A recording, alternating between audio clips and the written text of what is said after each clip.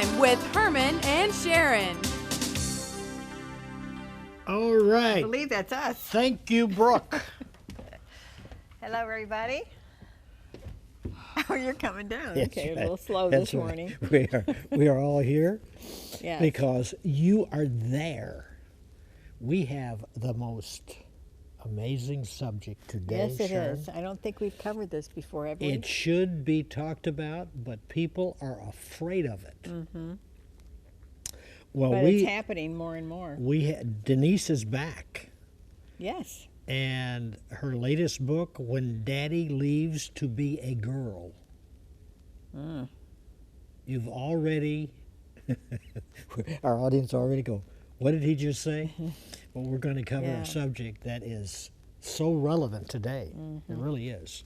Would you make welcome Denise Shick? Thank you. Good to have you again. It's good to be God back. bless. God bless. Thank you so Our much. Sharon. Denise, good All to right. see you. Her. See you Have a too. You can seat have right a seat here. right there. Thank you. We're going to have breakfast served in just a moment. Oh, okay. Make yourself comfortable. If that's too far away, you can just pull it in. So nice to have you. Thank you for having me back.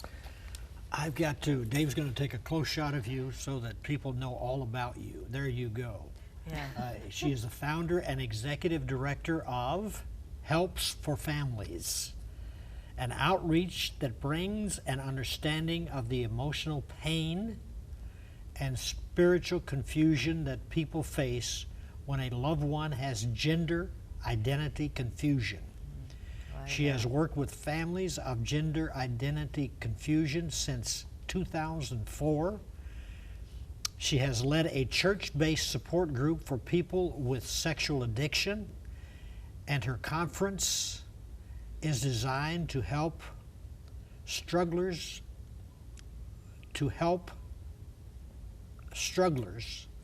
families, and pastors seeking freedom of understanding of transgender struggles.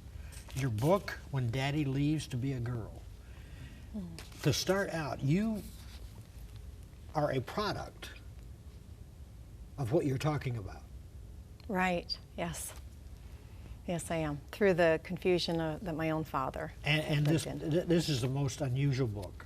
I mean, it really is. But it's well done. I'll just start out with this. One day, I did not go to the field. My daddy asked me to stay home with him. We went outside and sat on the side of a small hill in our backyard. I have a secret, he said. I don't want to be a boy. My fingers dug into the grass. I could not look at him. Then my daddy said, when I was your age, other boys teased me. They said I acted like a girl. I've never felt like a boy. I want to be a girl. How old were you then?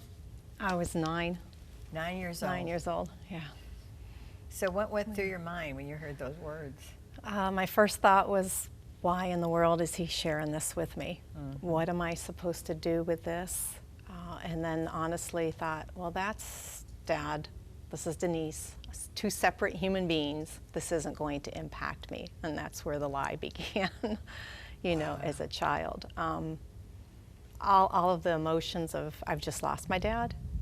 He's telling me that he wants to become a woman. I don't have 2 moms. I don't want 2 moms. You know, so just like a whirlwind of thoughts and feelings. Did it really register with you that day, or did it take a while for it to sink in what he said? No, you know, that day it was just like the shock of, why is he telling me this? You know, Yeah. and the loss. But in the days ahead, because that's when I realized it isn't just the fact that we were 2 different people. You know, this did impact my life. It did Right. affect me emotionally and mentally. Now, if you're hearing thunder, the only reason you're hearing that, it's actually thundering. That's right. So Yeah, pretty just much. just in case. But so from that early age, did you see a definite physical change? How did it transpire? Yeah, it transpired through years. You know, so by the time I was 9 years old when he had revealed on this summer day, And by 10 and 11, that's where I realized that it was impacting me personally, because then I became confused about, well, maybe if God made a mistake and Dad was supposed to be a girl, then how do you know you're not supposed to be a boy? You know, dear. so Wow. then finding, you know, as a young preteen, that you're kind of fighting for your own sanity and searching for who you are at a different level than what most children go through. So did you go back to your mother and ask your mother that day if she knew about it, or you just kept it to yourself? No, I didn't say a word to my mother. Did she know? My dad, in this conversation, had let me know that he had told my mom before Okay. they got married. Okay. You know. Before they got married? Yeah, yeah. So at 9 years old, I'm hearing a lot of, you know, really heavy details. More information than you wanted. Way more information than what I would have ever been prepared for. But I did not let her know that my dad had shared this with me, because she was sick often with migraine headaches, to the point where she'd be in the hospital and shots in the temple of the head My they used to give goodness. then and all that. And so as a young girl, I thought, if I let Mom know, I'm going to make her sick. This isn't right that Dad had put this all on me, and how is Mom going to feel about that? So I protected her and didn't let her know what was going on. I on my iPhone, I looked up on Google transgender. Just curious about what Google would say. Denoting or relating to a person whose sense of personal identity and gender does not correspond with their birth sex. Yeah. I mean, things have changed. They have, you know, so if we think about somebody that's anorexia too, that Yeah. looks in the mirror and they see themselves as, you know, 300-pound woman when they're Right. really 75 pounds. In the same aspect, that's what it is with the individual. You know, they see themselves as something other than what reality is telling them or would suggest that So they are. Denise, how did this affect you growing up? You were 9 years old, but let me say from there to now, how does that affect a person? Wow. It affects a child, and especially a daughter, in many ways that it does with a wife that's going through this. So as I had said, you know, by 10, 11, 12 years old, it's like playing this game and in my bedroom, you know, pretending I was a man. What would I look like? What would I dress like? So entering that confusion to the point of just wanting a father's love, looking to other men in the neighborhood that I would pretend were my dad for the day or for the time being that I was at their house. I had an uncle that I was so blessed with, because every summer he would come to visit us, and he lived about 4 hours away, and he'd always say, Denise, pack your bags, you're going home with me. And so those couple weeks were like a break. It was like, you know, into a real calming environment. Did he know about his He brother? didn't know. No, he had no idea how much those summer visits meant, because, you know, I got to witness how he loved his daughters, how safe they felt on their dad's lap, how normal praised felt. they felt, you know, by their father. And so, you know, taken from those summer visits to growing into a teenager, putting on makeup, you know, and wondering, is this the shade that Dad would want? As your body's developing, coming to a point where you hated your body doing what it naturally did because this is what Dad wants. So psychologically, you're going through all of this like as if, is this what he would want, you know? Sadly, when I was a teenager, I also discovered that my clothing was taken in either in the back seat of his truck, in the garage, in the bathroom behind he would put them towels. on. He would wear my clothing. And so then I felt like I had no safe place in our home, you know, that there were no boundaries between my father and I. And there also was a time where I discovered that he had a peephole in the bathroom. And so if I was putting on makeup or whatever I was doing, you know, and the only way I found this out is because actually it was just he and I home one day, and there was this rattling behind the wall that had the shampoos standing on, and I thought, what is that? And I happened to get down there, and I seen an eye, and I went out in the hallway, and he went running out the door, out the kitchen door. And so then I realized, okay, you know, there's no safety. How old were you at that time? At that time I was 15. Yeah. Now, you deal with people, right? Yes. That yes. have similar life experiences, right? Right. This is a real thing, isn't it? It is a real I thing. mean, because you look at somebody like Bruce Jenner, okay? Top athlete. I mean, the best of the best. I mean, you can't get any higher than he was. Triathlon. And he was wrestling with this until he finally, as they say, pulled the trigger and said, okay, I'm a full-blown, I want to be a woman. So you've got to, inside of you, your brain, the whole thing, have to be in unity. This is not a game that I'm playing. This is real, right? Yes. Where is your father? Did he do what Bruce Jenner finally did? Yes, yes. Later, just as Bruce Jenner, so walking, through the life of a child, knowing when he was cross-dressing, when he was being seen in a bar with a red-headed wig on, and everything. Because I was a very nosy child. On top of this, I wanted to know what was happening, so I would listen to conversations, fights of his and my mother and his. And so So were the fight pertaining to the way? Oh yeah, he different. wanted to Yeah, live? yeah. When adults think that children don't hear, They're hearing. you bet they're hearing. Yeah. They are hearing. And so yes, it was pertaining to his behavior to people that would let my mother know that when she worked in a knife factory, that they had spotted him here and that this is what he was doing, or this is. Now, would you consider this a Christian home? Were you raised in a Christian home? I or- was raised with a godly mother, and I'm thankful for that. So I was raised a Catholic, and just the fact of being a child in this type of situation, I'd look at Mom, and again, her not knowing, and I'd think, wow, her faith really has to be strong to be staying with Dad through this. And no matter what, she went to church on Sundays. No matter what, she didn't give up on God. She didn't exchange my dad's truths or his behaviors or everything and say, okay, this is what I'm going to follow. She continued to follow God throughout her life. And I'm so thankful for that example. And I think that shows how strong of an influence that godly mothers have on their children. Yeah. This is such a political hot potato Yes. today.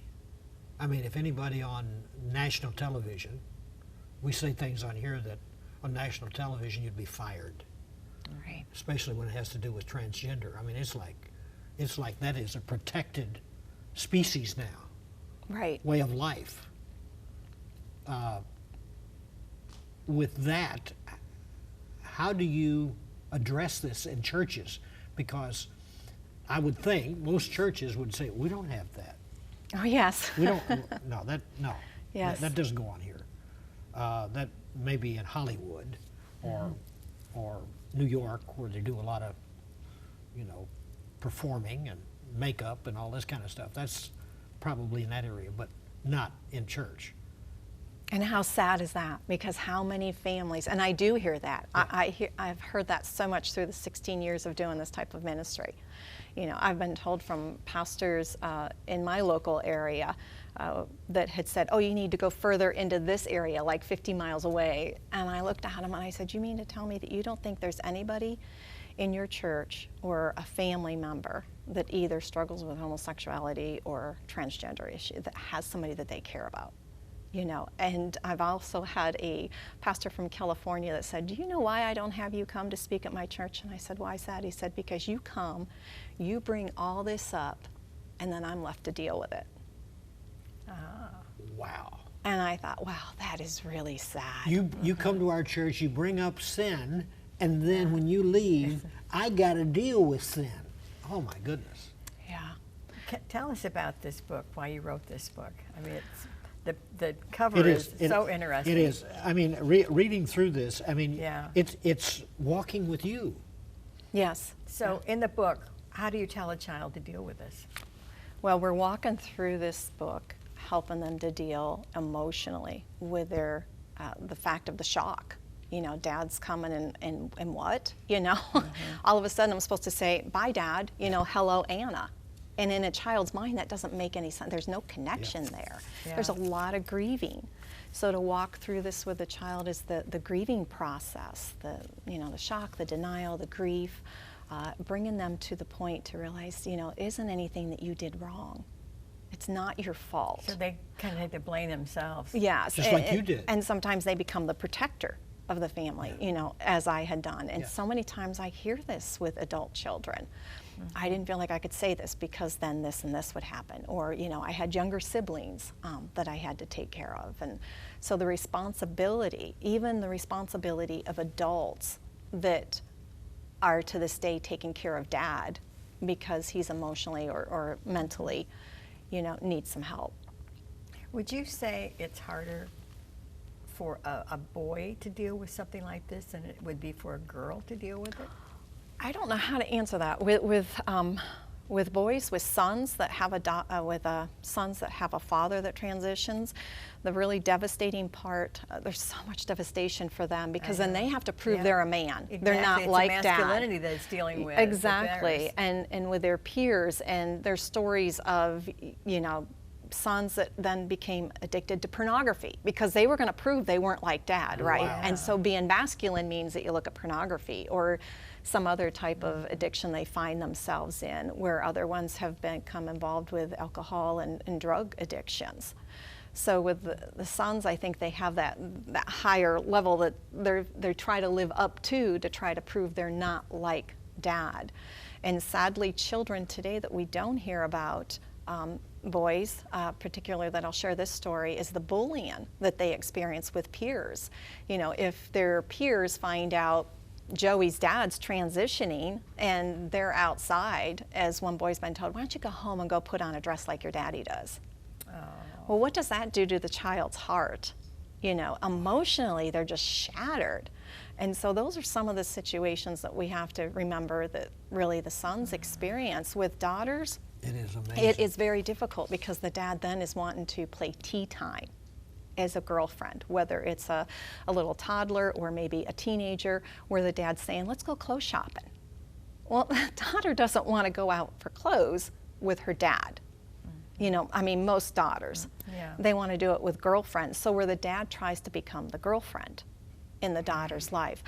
And generally, sometimes there's the stories where daughters have done that for a few years, trying to be in their eyes of how they think love would show their dad that they love them, but then they get so worn out, like 3-4 years later, and they realize that it's dad focused on dad.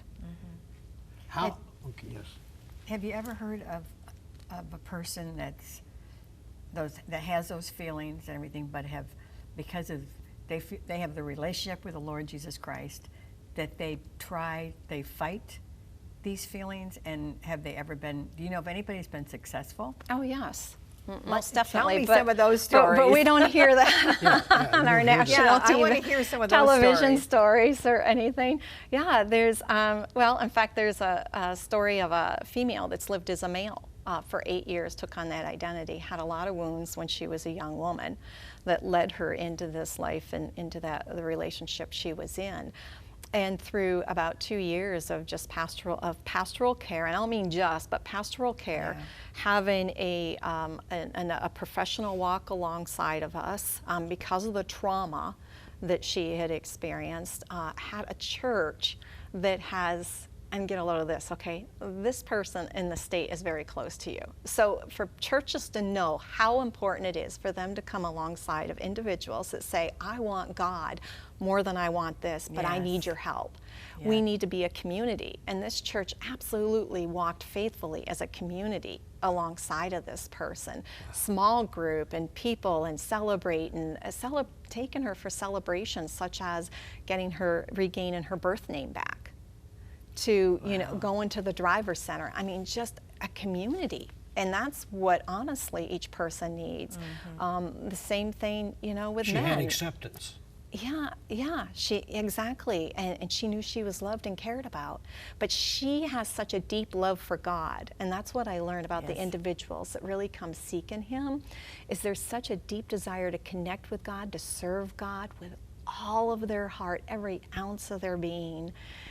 And it's wonderful to just be able to to stand alongside of somebody, you know, that is so in love with God and says nothing is impossible with God.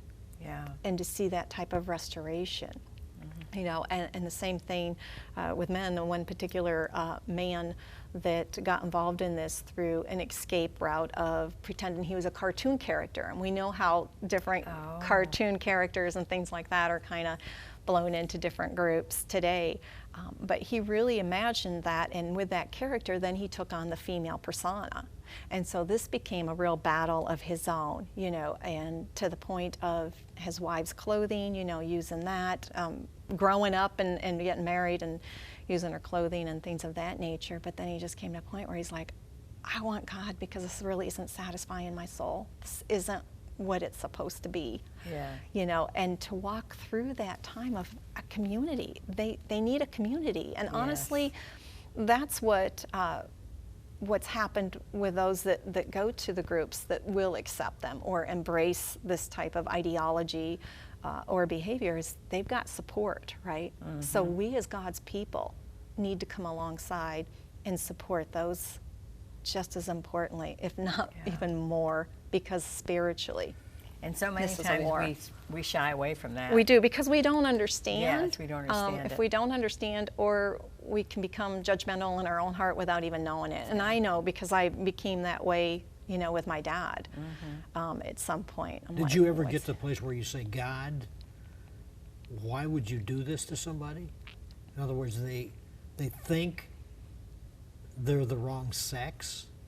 I guess I never, even with my dad, I never looked at it that it was God's fault. It was recognizing of it, even at 9 years old, that we lived in a fallen world and that people are hurt, as my dad had been wounded at a very young age. So his childhood, His childhood. with his parents, Yes, he was sexually molested, and his mother was an alcoholic. This will just give you kind of a picture of his childhood. His father was very busy trying to start up a business to become self-employed, and his brother was the all-star football player, and sister got all the love and attention from daddy. Oh, yeah. So he was kind of, as the neighborhood actually called him back, and then the adults, the lost little boy. And indeed, he was the lost little boy. so he didn't have, I mean, you would think, just logically, why would he want to marry? Yeah. Wouldn't you? You would, and yet to know the love that he had for my mother, and despite of all this confusion, you know, the world of confusion, to see how they truly did love each other, but this thing, this, you know, fleshly desire of how to run from all the hurts just seemed to have gotten larger at some point in life, where just that like was his Bruce way Jenner. to run from the Yes, hurt. yeah. You look for a fantasy, somebody else. Oh, life would be better if I were a girl or a boy, you know, and for whatever reasons that. But then you they have come the to that. ones that go the second step, actually have an operation.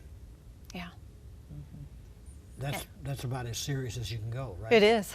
Did your dad ever go to that? Yeah, you know, I'll be very honest with you. I don't know, because when I said goodbye to him, and from 13 years had gone by when the Lord had called me to forgive him, and where I finally was obedient in that forgiveness act. But in that time frame, though he was in the hospital and he looked just like an elderly woman, I never had the courage to ask. I still could not So go he was there. taking the hormones. Oh yeah, oh yeah.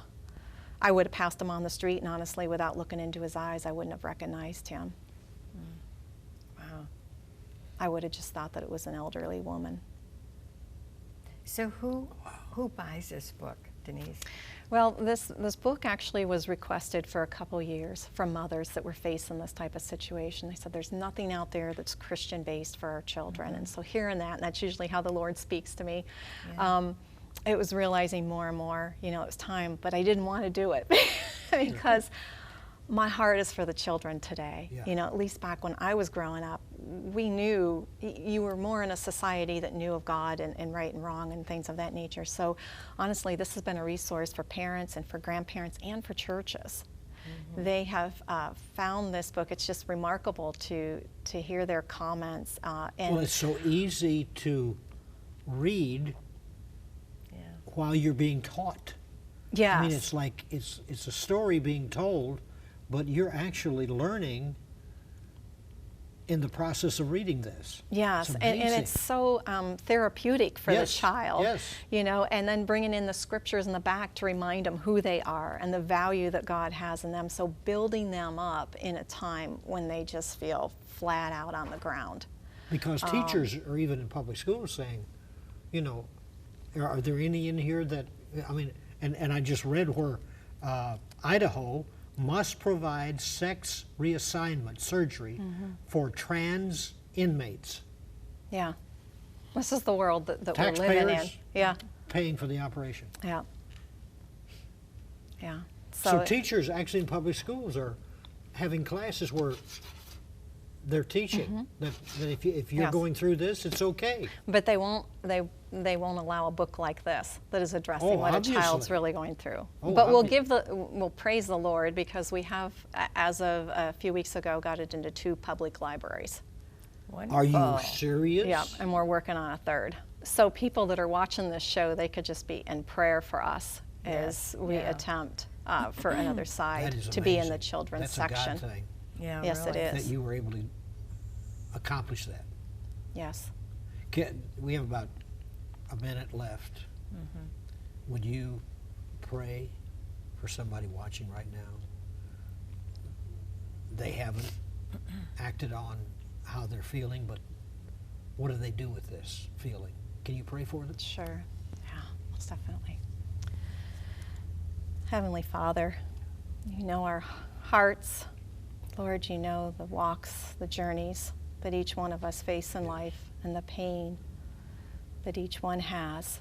Lord Jesus, for somebody that is suffering from childhood wounds or even into their adulthood, that they would look for another identity, I ask that you remind them of who they are and who they are in you, Lord, and the value that you have placed upon them in your heart, in your family, Lord, and that you want to see them walk through a joyful time in life, a time of healing and a time where they allow you to be their Father and their healer. Amen. Amen. Wow. Amen. Get your copy. It is an amazing read. You will not find this anyplace else. Go online, order your copy. God bless. Bye-bye.